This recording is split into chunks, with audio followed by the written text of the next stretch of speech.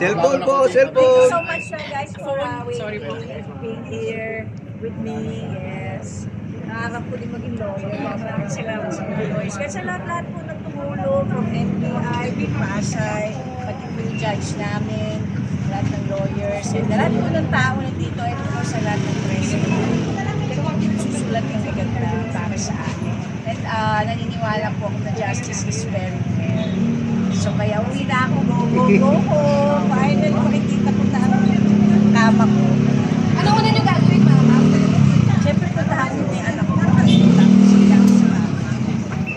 Sarap.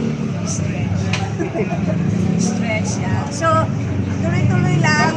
Hindi po tayo haharapin ang dapat harapin para masaya. At malaman ang katotohanan. Magkasama kayo kanina ni Nelly. Alam niyo, actually, first time ko po nakilala si Nelly ng personal.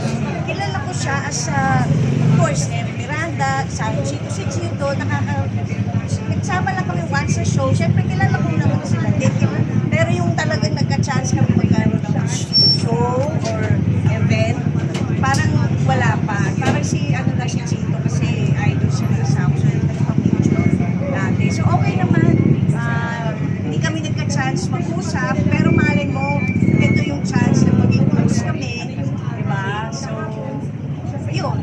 Yung mga chances. Pero ulit, I'm very happy na makakauwi na ako ng bahay. Hindi, pasensya na po kayo. Oo, you deserve an explanation. Kaya nga po, bumalik, marami sa isa. Pero sana, yun nga, kaya ang maganda, binigyan po ako ng karapatan mag-explain. At the same time, pati yung lawyer nila, ng mga biktima din, at ako rin po ay isang biktima, eh, parang bibigyan ng chance na mag-explain,